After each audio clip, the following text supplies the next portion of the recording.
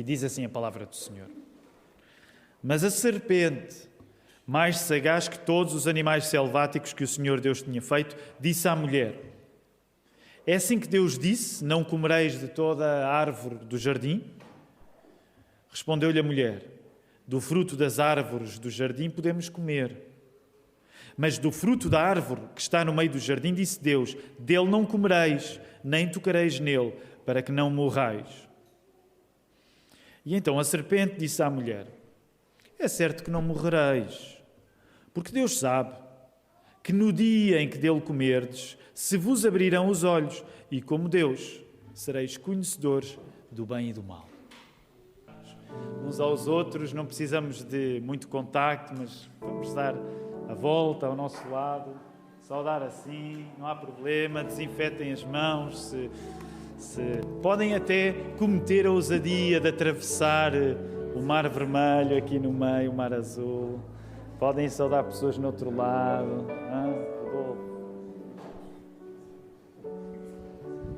Eu tenho saudades, queridos irmãos, de saudar e dar assim umas voltas maiores. Se Deus quiser, para breve, isso vai acontecer ainda com mais intensidade. O Hugo já nos chamou a atenção, não é? Ser evangélico em Portugal é assim. As pessoas têm muito medo de entrar numa igreja evangélica, mas têm muito rigor a ver como é que os evangélicos se comportam na rua durante o coronavírus, não é? É um país de queixinhas o nosso. Então, por isso, vamos ser cuidadosos. Claro que podemos saudar-nos e conviver um pouco, mas no final vamos também ter uma pequena medida de recato também, que é para as pessoas não implicarem desnecessariamente connosco. A mensagem que quero pregar nesta manhã chama-se: Temos medo de ser realmente livres. Temos medo de ser realmente livres. Semana passada vimos que, por um lado, temos expectativas irrealistas acerca da nossa liberdade. Gostamos de sonhar com um poder que, na verdade, não temos, não conseguimos. Mas, ao mesmo tempo que temos expectativas irrealistas acerca da nossa liberdade, a verdadeira liberdade assusta-nos. Este é um ponto fundamental do sermão que quero pregar nesta manhã. A verdadeira liberdade é assustadora para nós. Ser realmente livres é confiar em Cristo. É isso que nós vamos ver com as nossas Bíblias abertas. E não é fácil confiar em Cristo, mas é o único futuro que nós temos à nossa frente. É o único futuro. E agora vamos pedir a Deus que nos encaminhe durante este tempo em que nos servimos, nos alimentamos da palavra dele. Como o Hugo mencionou, estamos muito gratos por aquilo que Deus tem feito na família Sousa. O Filipe esteve no primeiro turno e ficou para a escola dominical, entretanto voltou. Se Deus quiser, talvez ainda hoje a Rita e o pequeno Daniel possam regressar. E também estamos muito contentes porque há mais uma família metida neste negócio de ter filhos, não é? E então queremos dar essa notícia, agora já é oficial, podemos dizer à Igreja. Não sei quantas gravidezes temos agora, porque depois as contas às vezes ficam difíceis de manter. Temos outra Rita, a Rita do Manel Jerónimo, ela está muito grávida também, estará para dar à luz brevemente, ela esteve no primeiro turno, mas tenho o prazer de vos informar, não é, que a família Xavier também espera uma criança. E é um prazer especial dizer Xavier, porque há duas famílias Xavier. E este é aquele momento em que o Timóteo se vira para a Ruth e... É o Carlos e a Jéssica, a família, esta família Xavier da frente, não aquela família Xavier dali. E então, nós estamos contentes. Carlos e Jéssica, Deus os abençoe. Já fizeram a primeira ecografia, já ouviram o primeiro batimento de coração. É sempre uma grande emoção, ainda por cima quando é o primeiro filho. E, portanto, nós vamos levar estas coisas todas a Deus em oração agora. Vamos orar. Deus Pai, já vimos isto ainda na primeira reunião, no primeiro encontro. Ó Senhor, que é quando nós começamos a contar as coisas que Tu estás a fazer acontecer na nossa vida, os sims que Tu nos estás a dar. Ó Senhor, nós até perdemos um pouco o jeito porque é tanta coisa. A verdade é que nós confessamos uma grande tendência para nos queixarmos e pensarmos naquilo que gostaríamos e não temos, mas a verdade é que começamos a ver isto a acontecer com a família Sousa, a maneira como, ó querido Deus, esta família tem crescido não só em filhos, tem crescido na nossa comunidade, no pastorado do Filipe, na entrega da Rita ao trabalho com as mulheres, e pensamos também na Isabel, na Maria. Ó Senhor, nós pensamos no David e pensamos agora no Daniel, e nós agradecemos por tudo aquilo que Tu nos fazes ver a acontecer na vida real, na família Sousa. Senhor, nós agradecemos-Te por aquilo que Tens feito acontecer na vida da Jéssica, na vida do Carlos, ainda há um ano, quando celebramos o casamento deles. Ó Senhor, Tu tens feito crescer famílias na nossa igreja no último ano. Ó Senhor, isso deixa-nos cheios de boa expectativa em relação àquilo que Tu vais fazer, e nós pedimos a Tua bênção para a família Xavier. Ó Senhor, nós agradecemos as pessoas que chegam. Isto não é acerca de nós, é acerca de Cristo.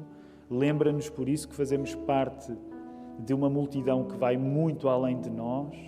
Ó Senhor, nós pensamos nas igrejas que nesta hora estão abertas aqui em Portugal, por todo o mundo, para pregar a Tua palavra de salvação, que Tu faças a salvação acontecer, Senhor. E que a possas fazer acontecer aqui também, se for essa a Tua vontade, porque isso é a melhor coisa que nós podemos ver a acontecer, é a vida nova a ser dada. Por isso nós agradecemos a vida nova dos bebés, mas agradecemos a vida nova que Tu trazes àqueles que já não são bebés, quando nós nos encontramos Contigo. Guia-me na pregação desta palavra, que a nossa atenção possa estar inteiramente captada pelo Teu Espírito Santo, por aquilo que Ele nos quer dizer, por aquilo que Ele nos quer dar, pela alegria que Ele quer aumentar, pela fé que Ele quer fazer acontecer nas nossas vidas. E nós não oramos isto nas nossas capacidades, que são escassas, mas subscrevemos esta oração em nome do nosso Senhor, que nós queremos ver rosto a rosto, o nosso Senhor Jesus Cristo, que nós amamos, e por isso toda a Igreja diz Amém. Amém. Vamos voltar ao texto, queridos irmãos, Gênesis, primeiros 5 versos. Temos... Nas 2 semanas anteriores, vimos que a serpente iniciou uma conversa com Eva, a primeira mulher. A pergunta que a serpente fez não foi uma pergunta qualquer, encontramos essa pergunta no verso 1. Foi uma pergunta insinuante, que mudou um pouco, a serpente quis reportar o que Deus tinha dito, mas desdisse aquilo que Deus tinha dito. Eva corrigiu, vimos isso na semana passada, no verso 2 e no verso 3, mas a serpente não desarma. E nós chegamos ao verso 4 e 5, que temos hoje à nossa frente, e vemos Satanás, porque é Satanás, em forma de serpente, que está a conversar com Eva. E Satanás diz que não é como Eva disse, no verso 2 e 3. É certo que não vão morrer. Vejam o vosso verso 4. Não morrereis. Não só vocês não vão morrer, sugere o diabo, como vocês vão viver mais e vão viver com mais conhecimento.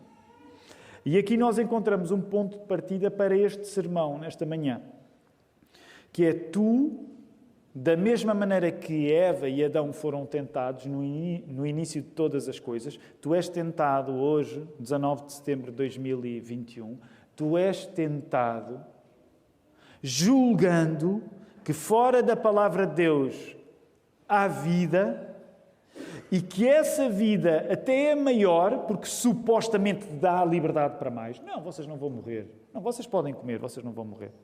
Portanto, tu és tentado julgando que vais encontrar fora daquilo que Deus disse mais vida e que essa mais vida que vais encontrar é marcada por mais conhecimento. Já pensaste, esta história tão antiga que nós acreditamos que é completamente verdadeira, acreditamos que é a palavra de Deus, mas esta história tão antiga continua a descrever uma boa parte daquilo que nos acontece hoje no século XXI. Tu, quando vês pessoas a afastarem-se do cristianismo, no geral, elas vão invocar isto mesmo. Sim, eu passei pelo cristianismo, fui educado no cristianismo, mas hoje compreendo melhor as coisas. Hoje tenho uma vida melhor fora da religião onde fui educado e sei mais. Já viste que raramente alguém que se afasta da fé cristã o faz invocando o que sabe menos, que antigamente sabia mais e que agora sabe menos? Pode haver uma outra exceção, mas no geral as pessoas que se afastam da fé dizem: olha, eu hoje vivo melhor, a minha vida é melhor, a minha vida é maior e eu hoje sei mais do que sabia durante aquela altura. Porque essa era a tentação que já estava a acontecer naquele tempo e que acontece no nosso tempo também. Não! Bem vistas as coisas, aquilo que tu julgas que Deus disse não corresponde bem, a tua vida vai ser maior além daquilo que tu julgas que Deus disse e a tua vida vai ser marcada por tu saberes melhor as coisas. Por isso é que as pessoas que se afastam da fé, e se afastam do cristianismo em particular, geralmente transmitem uma ideia de que sabem mais agora. E por isso é que mesmo no nosso contexto, na nossa cultura, ter uma fé religiosa muito mais facilmente é descrito como uma possibilidade de ignorância do que como uma possibilidade de conhecimento. A tese da serpente continua a prevalecer hoje. Se tu ficares longe de Deus, tu não vais ter menos vida, tu vais ter mais vida. E vai ser uma vida mais marcada pelo conhecimento. Por isso é que os ex-crentes, e nós não acreditamos propriamente em ex-crentes, mas eles geralmente têm uma aura de pessoas que sabem mais do que aqueles que continuaram a crer. Meu querido, ao dizer-te isto, pensa nisto. Isto é a coisa mais antiga, desde que o mundo é mundo, que a tentação é esta.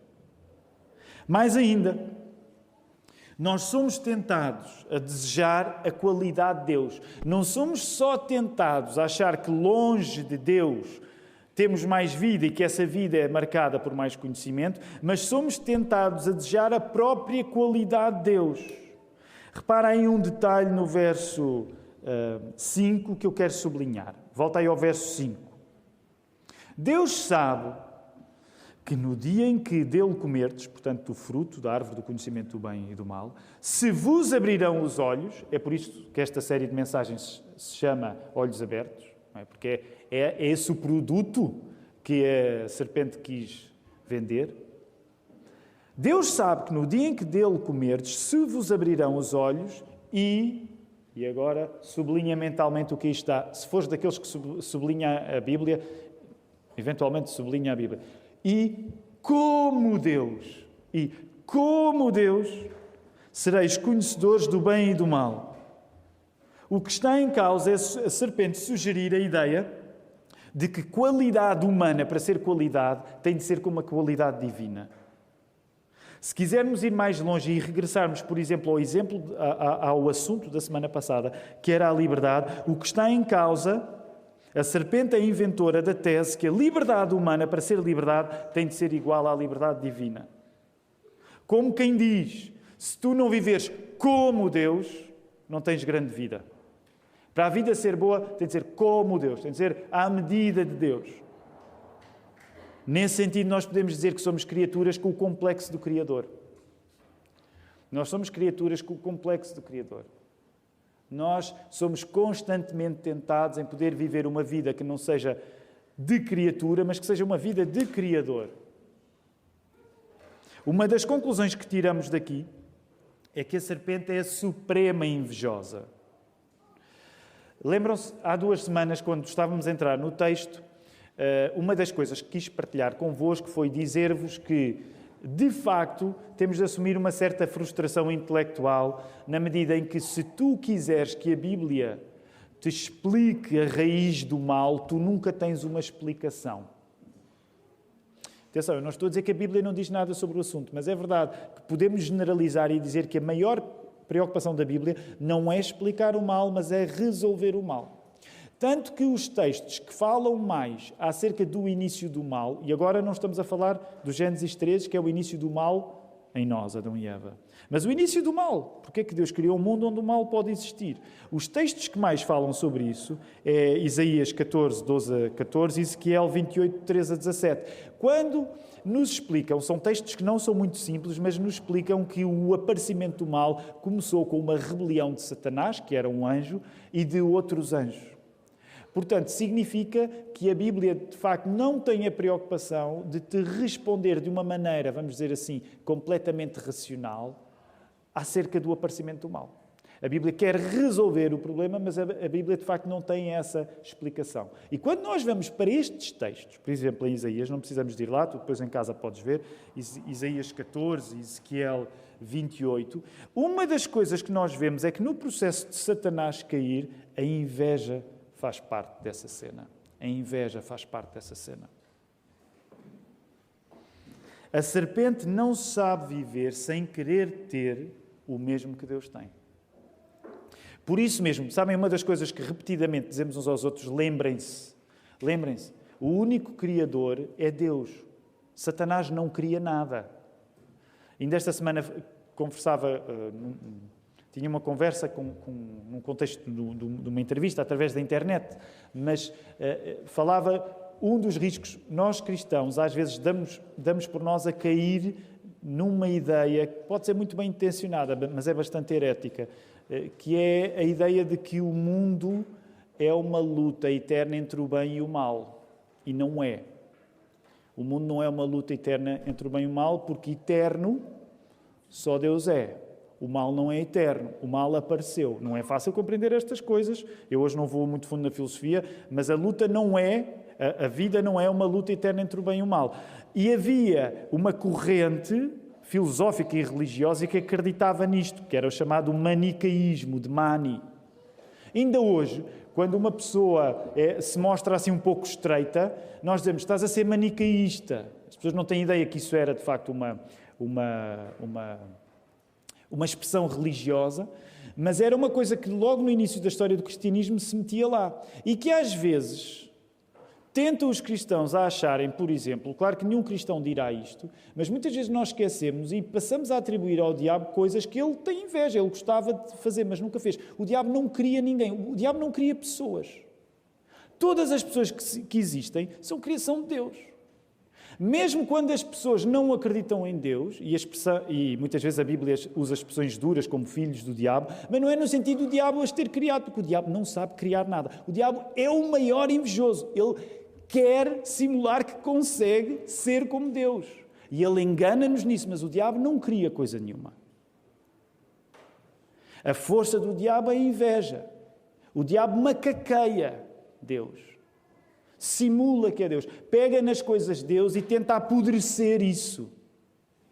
Mas o diabo não cria nada. Isto dava agora assunto para outro sermão, não é o de hoje. Mas, por exemplo, é isso que resgata em nós a convicção de que é a graça comum que está em todas as pessoas, mesmo naquelas que se revoltam contra Deus.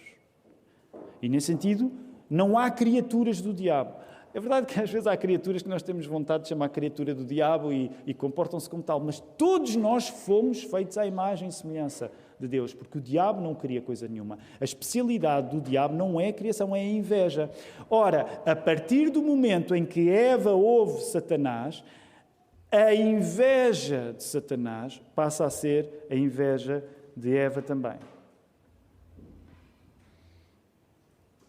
A partir desse momento, a inveja de Eva torna-se semelhante à inveja da serpente e Eva dispõe-se a não confiar no que Deus disse, mas a passar a confiar no que Satanás acabou de lhe dizer. Depois nós, para a semana, quando formos para o verso 6, vamos perceber mais algumas implicações disto.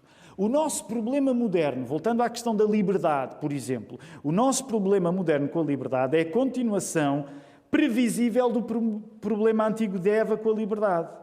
Nós temos inveja por qualidades divinas. Nós achamos que para ser livres, liberdade a sério é a ausência de qualquer impedimento. Porque continuamos a cair na esparrela.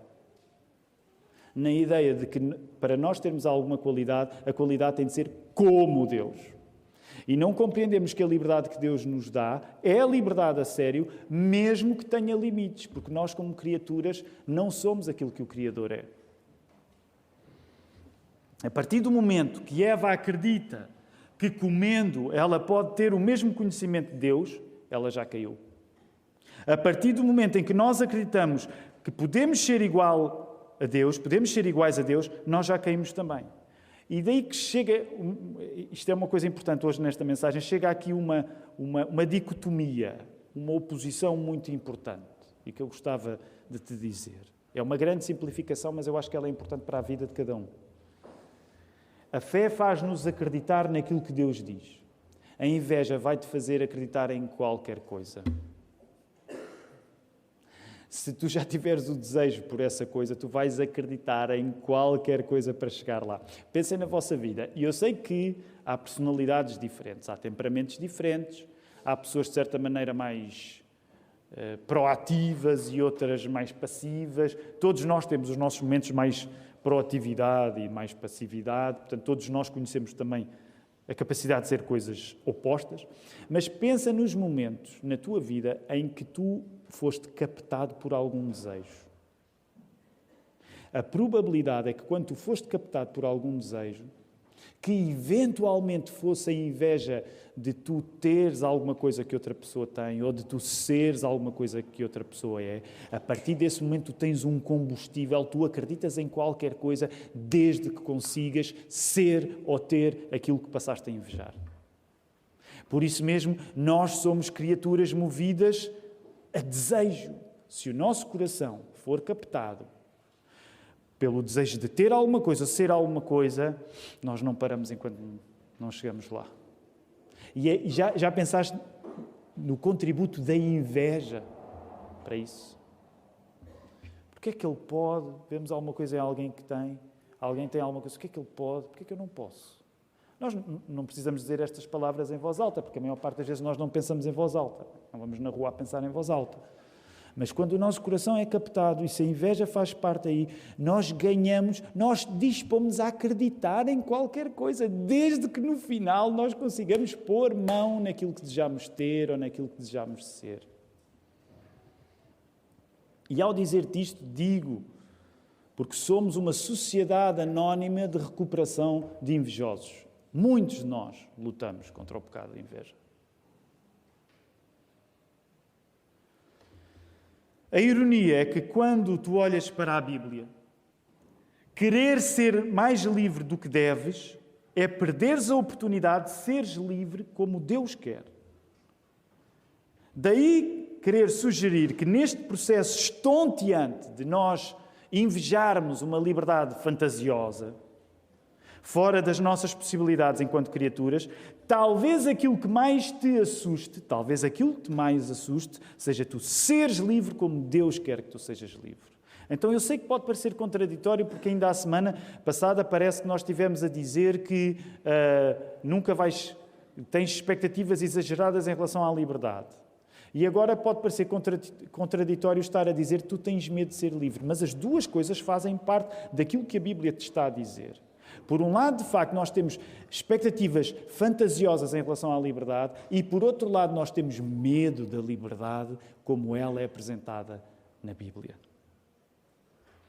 E qual é a liberdade que Deus te permite, a liberdade que Deus te quer dar e que, paradoxalmente, Adão e Eva puseram a perder?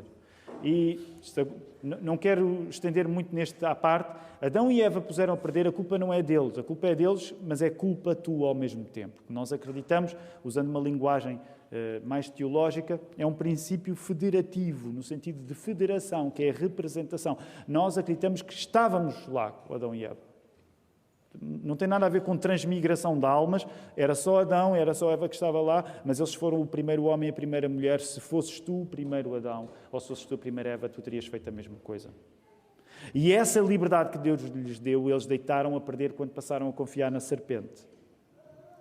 A partir do momento que Adão e Eva confiaram na serpente, eles passaram, mesmo que não fosse a intenção deles, a desconfiar de Deus. A partir do momento em que eles confiaram na serpente, a palavra da serpente passou a ser a última acerca da realidade que o jardim era. E a palavra de Deus passou a ser ultrapassada acerca da realidade que o jardim era. A partir do momento que Adão e Eva confiaram na ideia de que poderiam ser tão conhecedores como Deus, tão livres como Deus, eles quebram a confiança que tinham nele. Isto depois tem uma orientação mais teológica. O Marco vem aí para a semana, se Deus quiser, e vai arrumar a casa e vai explicar estas coisas todas que eu não tenho tempo agora para explicar, mas tem a ver, por exemplo, com o pacto. Okay? Já aqui nós vemos que há um pacto que está a ser quebrado, há uma aliança que está a ser quebrada. A confiança na palavra de Deus está a ser quebrada porque de repente aquelas duas pessoas passam a confiar na serpente em vez de confiar em Deus. Isto significa já uma quebra de confiança, uma quebra numa aliança. Mas isso o Marco vai explicar-vos. You go. Logo, e é aqui que quero chegar, assusta-nos nós sermos livres como Deus quer que nós sejamos livres. Nós temos medo de uma liberdade que é a liberdade real, porque ela tem um tamanho, e o tamanho dessa liberdade é tu confiares em Deus. Nós acreditamos que a verdadeira liberdade é tu confiares em Deus. Sabes? Vamos ter de fazer uma perspectiva panorâmica muito grande na Bíblia. Não precisam de folhear as vossas Bíblias, mas eu gostava que neste momento, pelo menos, fizessem um esforço de memória, aqueles que têm maior familiaridade com o texto bíblico, de tentar recordar algumas coisas fundamentais da Bíblia acerca do seu início e acerca do seu fim. Portanto, do Gênesis ao Apocalipse. Como muitos sabem, aliás, não esqueçam, quinta-feira, se têm alguma pergunta, tomem nota, enviem para geral@igrejadalapa.pt. Mesmo se estiver a assistir e não pode estar cá, pode enviar as suas perguntas, elas abençoam a igreja toda. Portanto, se houver perguntas, tragam. À quinta-feira nós temos sempre mais liberdade de nos ouvir uns aos outros, é um culto neste sentido mais participado, mais informal, e isso tem sido uma bênção para nós. Mas uma das coisas que gostaria que tu fizesses nesta hora, se tens algum conhecimento bíblico, é que pudesses ter uma leitura em arco rápida. Eu tenho o hábito de fazer uma leitura anual da Bíblia todos os anos, é o mínimo que se pode pedir a um pastor. Já tentei esquemas diferentes, acabo por fazer o esquema bruto, que é 5 capítulos por dia, porque dá para os dias em que falhamos, e começo no Gênesis e termino no Apocalipse. E isso significa que, por exemplo, acabei de ler o Gênesis agora e estou quase a terminar o Êxodo. E uma das coisas que fica muito claro do Gênesis ao Apocalipse é que confiar em Deus é assustador. Por exemplo, estamos a ver isto em Gênesis 3, mas se tu avançares no livro do Gênesis, tu vais encontrar a história de um homem que é central para a história bíblica, que é Abraão, e vais ver as dificuldades que Abraão tem para confiar em Deus. Porque Deus é quem diz a Abraão, sai da tua terra e vai para o lugar onde eu indico. E tu vais ver que Abraão tem muitas dificuldades em confiar. E à medida que a história vai acontecendo, depois com outros patriarcas, Êxodo, fora do Pentateuco, confiar em Deus é difícil. Essa liberdade de confiar em Deus é difícil. Quando tu chegas ao Novo Testamento e aos Evangelhos, à história de Jesus em particular, ainda mais claro isso é. Jesus, que é o culminar de toda a história do Velho Testamento. Tu notas que há muitas pessoas, quando Jesus encarna, quando Jesus tem o seu ministério, há muitas pessoas que são tocadas e mudadas pela vida de Jesus, mas podemos dizer assim desta maneira, a maioria tem muita dificuldade em aceitar Jesus, a maioria tem muita dificuldade em aceitar o que Jesus diz, porque o próprio Jesus se apresenta como o caminho, a verdade e a vida. Neste sentido, o próprio Jesus se apresenta como a liberdade. E isto é difícil de aceitar. Isto é difícil de aceitar. A verdadeira liberdade na Bíblia é uma característica assustadora. Na realidade, nós não somos livres porque temos medo de ser livres, confiando em Deus. Nós não somos livres, de facto, porque temos medo de ser livres, confiando em Deus. Se isso é visível no Velho Testamento, é fundamentalmente visível na vida de Jesus. As pessoas temem quando Jesus se apresenta como a salvação. Há, por exemplo, um exemplo clássico, muitas vezes é mencionado. As pessoas estão bem, por exemplo, enquanto Jesus multiplica pães. Isso é um nível fácil de aceitar Jesus. Tenho fome, também é verdade que elas foram para ouvi-lo. Tenho fome, ele multiplica pães. E, com multiplicadores de pães, nós damos-nos bem, no geral, certo? Se alguém faz multiplicar comida, no geral, está tudo bem. Agora, quando o próprio Jesus diz, olha, o verdadeiro pão sou eu, o que é que isso significa lá no Evangelho de João? As pessoas retiram-se.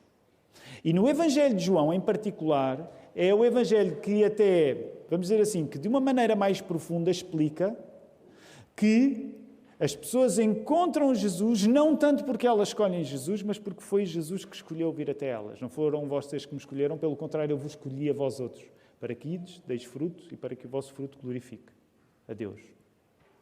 Portanto, este assunto significa, para chegarmos aqui a uma grande simplificação, mas que eu acho que é importante nós fazermos quando o assunto é liberdade, a liberdade na Bíblia não é um ponto de partida. E isto é chocante numa cultura como a nossa que tende a hipervalorizar a liberdade. Quando tu lês a Bíblia, as pessoas não se comportam tendo a liberdade como um ponto de partida.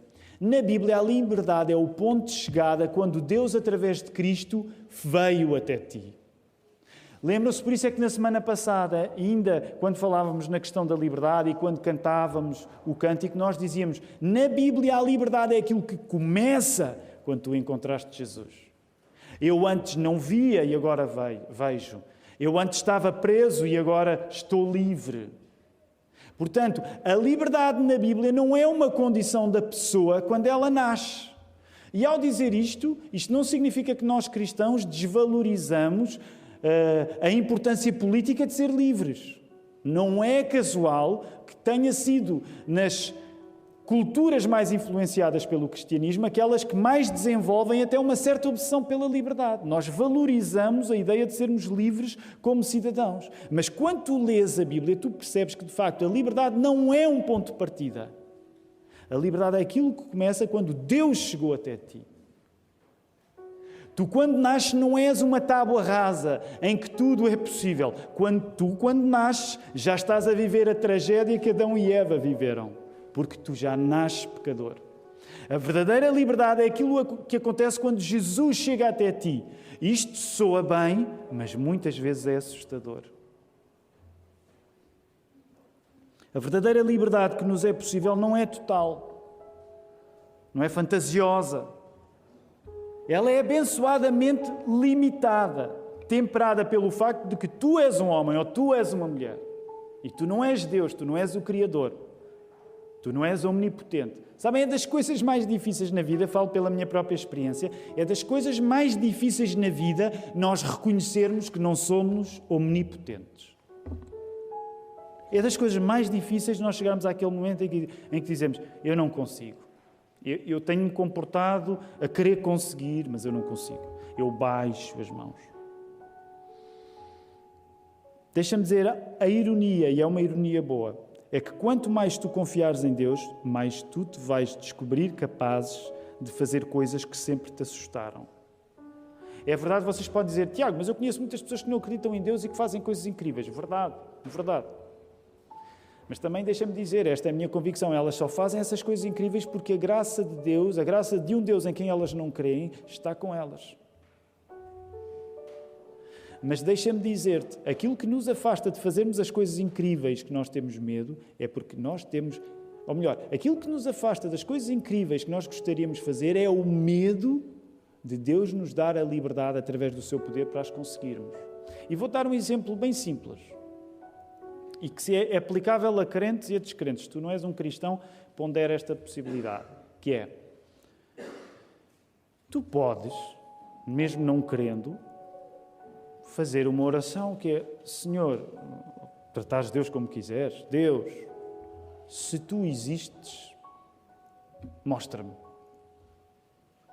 E quer aplicar esta mesma lógica a ti quando és crente. Sabem que uma das coisas típicas no nosso medo de sermos livres como Deus é que nós encaramos vários problemas, vários obstáculos na família, no emprego, nas relações uns com os outros, seja onde for, e nós temos medo de orar que Deus nos dê a liberdade para nós mudarmos, porque a mudança é assustadora.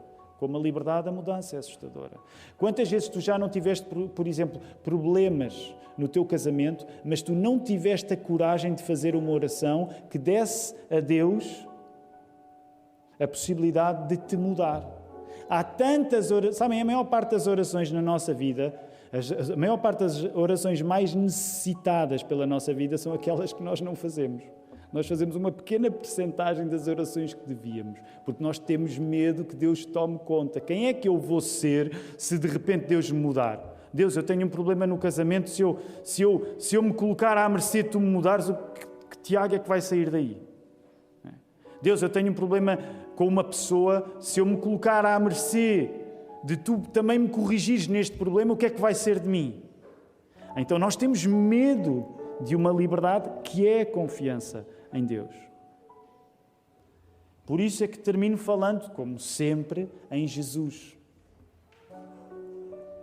Porque Jesus é a única liberdade real a que tu podes aspirar. E é o teu único futuro. Sabes, tu estás num período da vida onde tu ainda beneficias da graça comum. Mas o que nós acreditamos, e é interessante, nem sempre, em muitos sermões não mencionamos nisso, mas nós acreditamos que virá um tempo em que Deus levantará a continuação da sua misericórdia. Por isso é que, se tu fores, quando vais estudar cristianismo, tu vês aquela expressão lá no latim, o dies irae. O que é o dies irae? É o tempo em que Deus levanta a sua misericórdia. E por isso ele é descrito como o dia da ira, porque ele segurou a sua misericórdia, mas é lá a uma altura que a vai levantar. Isto não significa nenhuma mudança no caráter de Deus, mas significa que há um tempo em que tu estás a receber da misericórdia de Deus através da sua graça comum, para todos os dias que Deus planeou que tu existas, tu levantas-te. Mas se tu não confiares neste mesmo Deus, não há futuro possível, porque o teu futuro vai ser a ausência desta graça. É isso que o inferno é. Tu já não vais existir com base numa graça que te é dada. Tu vais existir com base naquilo que tu mereces. Por isso é que a graça é completamente diferente daquilo que nós merecemos. E por isso, voltando, eu quero dizer que confiar não é fácil. De facto, confiar não é fácil. Mas se tu confiares em Cristo, aquilo que vai enfrentar a dificuldade vai ser o poder de Cristo, não vai ser o teu. Se tu confiares em Cristo, aquilo que vai enfrentar a dificuldade de tu confiares no meio das dificuldades é o próprio poder de Cristo. Vamos ficar de pé, vamos orar.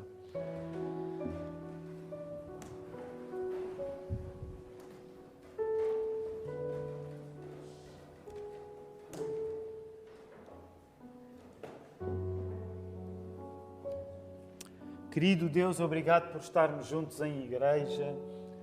Obrigado por vermos a nossa casa de oração voltar a encher-se.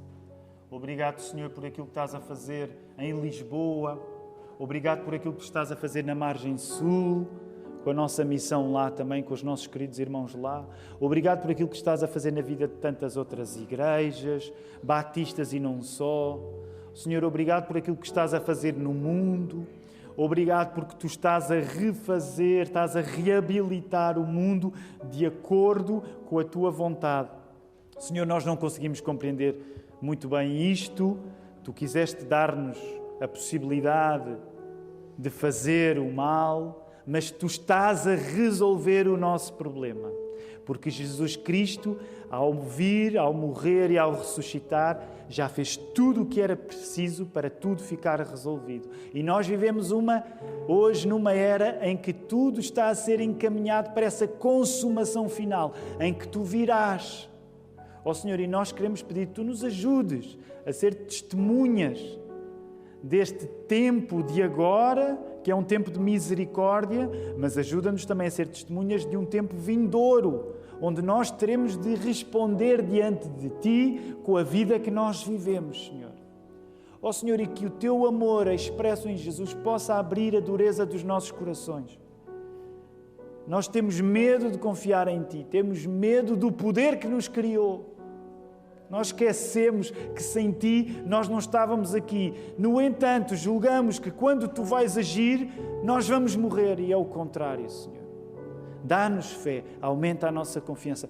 Faz deste, Senhor, um dia de descanso na Tua palavra, mas que amanhã, sendo da Tua vontade, tendo as Tuas misericórdias renovadas para nós, nós possamos trabalhar com ânimo, com alegria, com esperança para transmitir, com uma esperança que nos levanta a nós próprios, Senhor, e que serve para a ajuda dos outros. Recebam a bênção do Senhor.